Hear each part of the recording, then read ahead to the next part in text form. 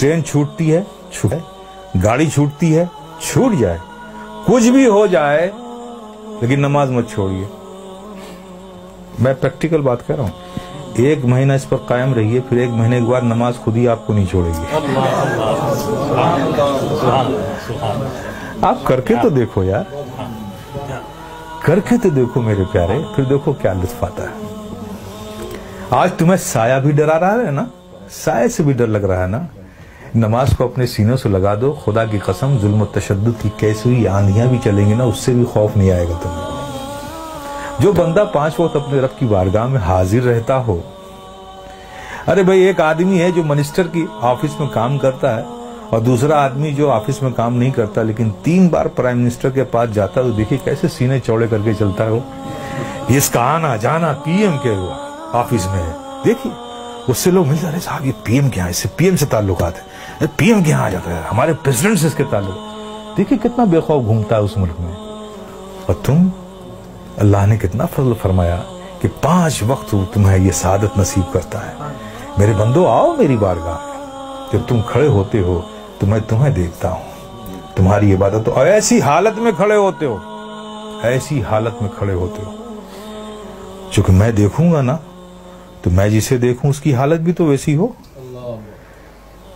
प्यारे आका सल्लल्लाहु अलैहि वसल्लम इरशाद फरमाते हैं कि रब ने फरमाया, जब एक बंदा नमाज के लिए मस्जिद में जाता है और नमाज के लिए वो खड़ा होता है, तो खड़े होने से पहले रब फरमाता है फरिश्तों से, फरिश्तों, इसके अंदर जितने गुनाह है ना, वो इससे जुदा कर लो, निकाल लो, और सारे गुनाहों को अलग कर दो इससे। फरिश्ते उसके सारे गुनाह निकाल लेते हैं। अब बताइए, सारे गुनाह निकल गए और आप नमाज में खड़े हो गए, अल्लाहु अकबर, और रब की तवज्जो आप पर, रब आपको देख रहा है, आप उसकी इबादत में खड़े, गुनाहों से खाली हो गए। आप सोचिए, अब नमाज अदा कर रहे हैं, सिद्क दिल से मियाँ इन हिमात के साथ रब के जिक्र में, उसकी यादों में मुस्तगरक होके आप जो भी दुआ मांगो, गुनाह अलग कर लिए गए, इबादत में हो, रब की बारगाह में हो, दुआ कबूल ना हो। लेकिन देखिए हमारी मादियत का असर देखिए कि वहां भी हमारा ज़हन भटकता रहता है। आप समझ रहे हो ना। फिर उसके बाद क्या होता है, जब वो बंदा नमाज से फारिग होता है, कितनी बड़ी नेमत है आप सोचो।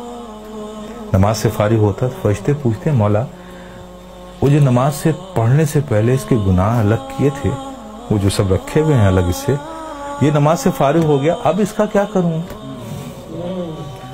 अब इसका क्या करूं। तो रब फरमाता है, जब तुमने अलग कर लिया है तो अलग ही रहने दो। आए है, कितनी बड़ी नेमत से हम महरूम हो रहे हैं, खुदा की कसम है।